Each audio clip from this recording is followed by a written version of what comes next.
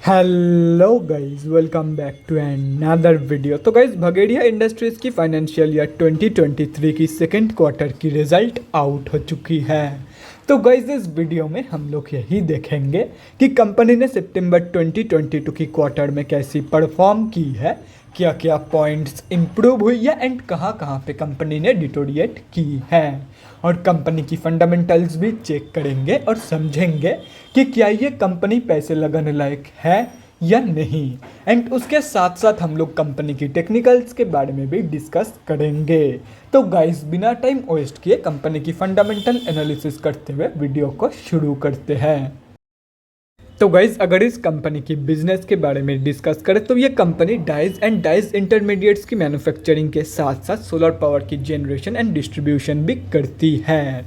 ये company both BSE and NSE में listed है। तो अभी अगर इस कंपनी की कुछ इंपॉर्टेंट फिगर्स के बारे में बात करें तो 733 करोड़ की है कंपनी की मार्केट कैप, अप्रॉक्सीमेटली 15 की पी है, 19.2% है कंपनी की आरओसी एंड 14.7% है कंपनी की return on equity. Last 6 months की रिटर्न नेगेटिव में जा चुकी है, negative by almost 33.4%। And last 3 साल की सेल्स ग्रोथ अप्रॉक्सीमेटली 8.84% के आसपास निकल के आ रही है। कंपनी अभी अपनी बुक वैल्यू से बहुत ही ज़्यादा ऊपर ट्रेड कर रही है। डिविडेंड यील्ड 2.38% है एंड फेस वैल्यू 5 रुपये की है। तो अभी अगर इस कंपनी की सितंबर क्वार्टरली की रिजल्ट के बारे में डिस्कस करें तो सितंबर 2022 की क्वार्टर की अनऑडिटेड स्टैंडअलोन फाइनेंशियल रिजल्ट आप लोगों के सामने है। एंड यहाँ पे जितने भी सारे फिगर्स दिया हुआ है वो सब लैक्स में है। तो गाइज, सबसे पहले हम लोग कंपनी की इनकम चेक करते हैं। तो सितंबर 2022 की क्वार्टर में कंपनी ने अप्रॉक्सीमेटली 157 करोड़ की इनकम जनरेट किया है। और अगर ये जून 2022 की क्वार्टर एंड सितंबर 2021 की क्वार्टर से कंपेयर किया जाए तो जून 2022 की क्वार्टर में कंपनी ने अप्रॉक्सीमेटली 109 करोड़ की इनकम जनरेट किया था। एंड सितंबर 2021 की क्वार्टर में अप्रॉक्सीमेटली 143 करोड़ की इनकम। तो ईयर ऑन ईयर बेसिस पे कंपनी की जो इनकम ग्रोथ है वो ऑलमोस्ट फ्लैट निकल के आ रही है, लेकिन क्वार्टर ऑन क्वार्टर बेसिस पे कंपनी ने एक हेल्दी पॉजिटिव इनकम ग्रोथ दिखाई है इन सितंबर 2022 की क्वार्टर। तो अभी अगर इस कंपनी की नेट प्रॉफिट मतलब प्रॉफिट आफ्टर टैक्स के बारे में डिस्कस करें तो सितंबर 2022 की क्वार्टर में कंपनी ने अप्रॉक्सीमेटली 4 करोड़ की प्रॉफिट पोस्ट किया है। जून 2022 की क्वार्टर में कंपनी ने अप्रॉक्सीमेटली 2.4 करोड़ की प्रॉफिट पोस्ट किया था। एंड सितंबर 2021 की क्वार्टर में अप्रॉक्सीमेटली 15 करोड़ की प्रॉफिट। तो ईयर ऑन ईयर बेसिस पे कंपनी की जो प्रॉफिट ग्रोथ है वो नेगेटिव में जा चुकी है, लेकिन क्वार्टर ऑन क्वार्टर बेसिस पे कंपनी ने अपनी इनकम ग्रोथ की तरह ही एक हेल्दी प्रॉफिट ग्रोथ दिखाई है इन सितंबर 2022 की क्वार्टर। एंड अगर आप लोग एक चीज़ नोटिस करोगे तो क्वार्टर ऑन क्वार्टर बेसिस पे तो चलो ठीक है, लेकिन ईयर ऑन ईयर बेसिस पे कंपनी की जो इनकम ग्रोथ थी वो ऑलमोस्ट फ्लैट थी। लेकिन अगर इन फिगर्स देखा जाए तो कंपनी की जो इनकम है वो स्लाइटली इंक्रीज हुई थी, लेकिन उसके बावजूद कंपनी की जो प्रॉफिट के फिगर्स है सितंबर 2022 की क्वार्टर की वो हाफ से भी कम निकल के आई है कंपेयर टू सितंबर 2021 की क्वार्टर। एंड ये सिर्फ और सिर्फ कंपनी की हाई एक्सपेंसेस की वजह से हुआ है। मतलब ईयर ऑन ईयर बेसिस पे कंपनी की जो प्रॉफिट मार्जिन है वो हाफ से भी कम हो गई है। एंड अगर क्वार्टर ऑन क्वार्टर बेसिस पे भी देखा जाए तो क्वार्टर ऑन क्वार्टर बेसिस पे भी कंपनी की जो प्रॉफिट मार्जिन है वो भी रिड्यूस हुई है। और रही बात कंपनी की ईपीएस की मतलब अर्निंग्स पर शेयर की, तो जो कंपनी की ईपीएस की ग्रोथ है वो क्वार्टर ऑन क्वार्टर बेसिस पे ऑलमोस्ट फ्लैट निकल के आ रही है। एंड ये ईयर ऑन ईयर बेसिस पे अपनी प्रॉफिट ग्रोथ की तरह ही एंड प्रॉफिट मार्जिन ग्रोथ की तरह ही हाफ से भी कम निकल के आई है। तो अगर ओवरऑल देखा जाए तो सितंबर 2022 की क्वार्टर में कंपनी ने सिर्फ और सिर्फ 3 जगह पे ही पॉजिटिव ग्रोथ दिखाई है। एंड अगर उसमें से भी देखा जाए तो एक ही जगह पे कंपनी ने बहुत ही बढ़िया पॉजिटिव ग्रोथ दिखाई है, वो है क्वार्टर ऑन क्वार्टर बेसिस की इनकम ग्रोथ। बाकी ईयर ऑन ईयर बेसिस की जो इनकम ग्रोथ है and quarter on quarter basis की जो प्रॉफिट ग्रोथ है वो ठीक ठाक निकल के आ रही है, कोई बहुत ही बढ़िया ग्रोथ नहीं है, वो ऑलमोस्ट फ्लैट ही निकल के आ रही है।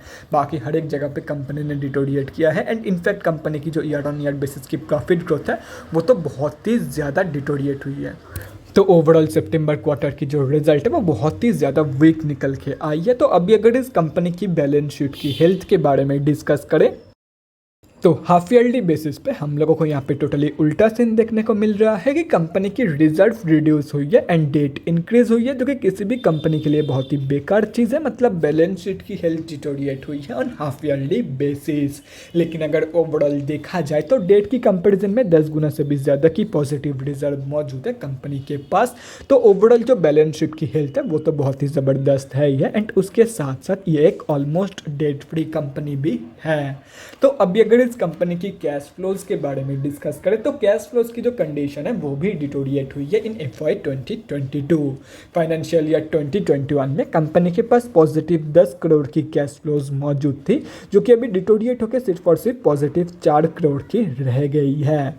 लेकिन अगर देखा जाए तो अभी भी कंपनी के पास पॉजिटिव 4 करोड़ की कैश फ्लोज मौजूद है। तो ओवरऑल जो कैश फ्लोज की कंडीशन है वो डिटोरिएट होने के बावजूद भी ठीक ठाक ही निकल के आ रही है। और रही बात कंपनी की शेयर होल्डिंग पैटर्न की, तो गाइस सितंबर क्वार्टरली की शेयर होल्डिंग पैटर्न आप लोगों के सामने है। तो सितंबर की क्वार्टर में प्रमोटर्स की होल्डिंग अनचेंज्ड है, बाकी FIIs ने सेलिंग करी है इन सितंबर क्वार्टर। तो गाइस अभी कंक्लूजन पे आते हैं कि क्या आप लोगों को इस कंपनी में पैसा लगाना चाहिए या नहीं। तो देखो गाइस कंपनी की जो फंडामेंटल्स है वो तो ठीक ठाक है। मतलब ओवरऑल फंडामेंटल कंडीशन जो है कंपनी की वो ठीक ठाक है। मतलब कंपनी फंडामेंटली स्टेबल तो है, लेकिन कंपनी धीरे धीरे डिटोरिएट कर रही है। बड़े प्लेयर्स मतलब FIIs ने भी सेलिंग करी है सितंबर क्वार्टर में। हाफ ईयरली बेसिस पे बैलेंस शीट की हेल्थ डिटोरिएट हुई है।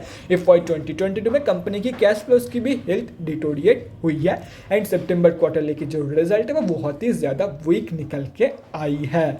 तो ऐसे में मैं आप लोगों को यही सजेस्ट करूंगा कि सिंपली अगर कंपनी के ऊपर भरोसा है तो ही इस कंपनी में पैसा लगाना, otherwise simply avoid this company. तो गाइस अभी अगर इस कंपनी की टेक्निकल्स के बारे में डिस्कस करें तो यहाँ पे हम लोग आ चुके हैं NSE के डेली चार्ट पे। तो गाइस सबसे पहले हम लोग ये समझते हैं कि कंपनी में अभी चल क्या रहा है। तो गाइस कंपनी अभी अपनी 200 की मूविंग एवरेज से नीचे ट्रेड कर रही है। मतलब कंपनी अभी ऑफिशियली डाउन ट्रेंड में है एंड अगर देखा जाए तो अभी ये कंपनी अपनी लास्ट 52 वीक लो के आसपास ही ट्रेड कर रही है। तो ऐसे में जिनकी भी होल्डिंग इस कंपनी में ऑलरेडी है उन लोगों को मैं यही सजेस्ट करूंगा कि आप लोग अप्रॉक्सीमेटली 145 रुपये से लेकर 150 रुपये के बीच में एक स्टॉप लॉस लगा के रख दो। एंड ये मैं इसीलिए सजेस्ट कर रहा हूँ क्योंकि अगर ये कंपनी बाई चांस अपनी लास्ट 52 वीक लो से स्लिप कर जाती है तो आप लोगों का स्टॉप लॉस हिट हो जाएगा एंड आप लोग ज़्यादा लॉस होने के हाथ से बच जाओगे, क्योंकि कंपनी पहले से ही डाउन ट्रेंड में है एंड उसके ऊपर से सितंबर क्वार्टरली की जो रिजल्ट है वो भी बहुत ही ज़्यादा वीक निकल के आई है। तो हो सकता है कि कंपनी अपनी लास्ट 52 वीक लो से भी स्लिप कर जाए। तो it's better to be safe than sorry. आप लोग स्टॉप लॉस लगा के रख दो। अगर नीचे गिरती भी है तो आप लोगों का स्टॉप लॉस हिट हो जाएगा। बाकी स्टॉप लॉस लगाना है या नहीं ये एंटायरली सब्जेक्टिव है। तो गाइज अभी अगर इस कंपनी में फ्रेश एंट्रीज के बारे में बात करें तो सबसे पहले हम लोग स्विंग ट्रेडर्स के बारे में डिस्कस करते हैं। तो मैं पहले ही क्लियर कर देता हूं कि अगर आप लोग बहुत ही सेफ स्विंग ट्रेड लेना पसंद करते हो तो ये कंपनी आप लोगों के लिए नहीं है, क्योंकि ये कंपनी बहुत ही ज़्यादा वोलेटाइल है। कहीं पर भी ये कंपनी हाई बना देती है, कहीं पर भी ये कंपनी लो बना देती है, जैसे कि यहाँ पे आप लोग देख सकते हो। तो सिंपली अगर बहुत ही ज़्यादा सेफ खेलना पसंद करते हो तो ये कंपनी आप लोगों के लिए नहीं है। बाकी अगर आप लोग रिस्क लेके ट्रेड लेते हो तो लेवल्स आप लोगों के सामने है, यहाँ पे रिवर्सल ट्रेड ले सकते हो। बाकी वेट करो, अगर यहाँ से भी नीचे गिर जाती तो सिंपली वेट करो कि कहाँ से ये कंपनी सपोर्ट लेती है, उसके हिसाब से पिवट पॉइंट्स के हिसाब से आप लोग ट्रेड ले सकते हो इन दिस कंपनी। बाकी अगर आप लोग सेफ खेलना पसंद करते हो तो simply stay away from this company. कोशिश भी मत करना इस कंपनी में ट्रेड लेने की, क्योंकि कंपनी बहुत ही ज़्यादा वोलेटाइल है। यहाँ पे हाई बना दिया, यहाँ पे लो, अगेन यहाँ पे हाई बना दिया, यहाँ पे लो, यहाँ पे हाई, कोई भी लेवल्स इतना ज़्यादा ये कंपनी मानती नहीं है। तो सिंपली स्टे अवे। और रही बात short term traders and long term investors की, तो देखो गाइस शॉर्ट टर्म ट्रेडर्स को मैं मना ही करूंगा कि अभी इस कंपनी में ट्रेड मत लो, क्योंकि सितंबर क्वार्टरली की रिजल्ट वीक निकल के आई है। हो सकता है दिसंबर क्वार्टरली की रिजल्ट भी वीक निकल के आए, तो ज़्यादा फायदा नहीं होगा। इनफैक्ट आप लोगों का लॉस ही होने वाला है अगर ऐसे ही कंपनी परफॉर्म करती रही तो। और रही बात लॉन्ग टर्म इन्वेस्टर्स की, तो देखो गाइस अगर कंपनी के ऊपर भरोसा है ना कि ये कंपनी आप लोगों को लॉन्ग टर्म में बहुत ही बढ़िया रिटर्न देके जा सकती है, तो ऐसे में अभी ये कंपनी आप लोगों को जितना सस्ते में मिल जाए या तो फिर जितना नीचे आप लोगों को इस कंपनी में एंट्री मिल जाए उतना ही आप लोगों के लिए एंड आप लोगों के फ्यूचर रिटर्न के लिए बढ़िया है। तो ऐसे में अगर ये कंपनी आप लोगों को 157-160 रुपीज़ के प्राइस रेंज पे मिल जाती है तो बहुत ही बढ़िया है, और अगर इससे भी नीचे मिल जाती है तो और भी बढ़िया है for you and for your future return.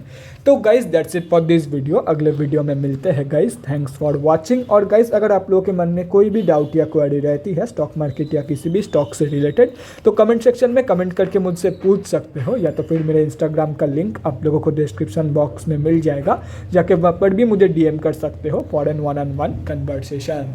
Thanks again for watching guys, bye guys, and definitely guys stay safe.